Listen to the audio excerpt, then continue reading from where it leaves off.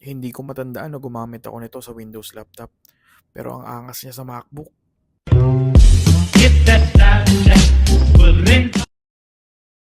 Day 7 sa MacBook.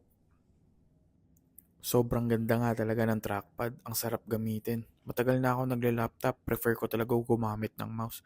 Pero iba talaga yung trackpad ng MacBook. Nakaka-addict gamitin. Dagdag mo pa tong mga convenient na gestures.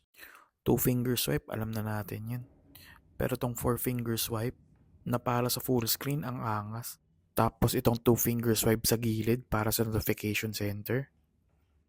Four finger pinch para sa launchpad. At four finger spread para naman sa desktop. At eto nga pinaka-paborito ko ngayon. Three finger down swipe para sa up expose.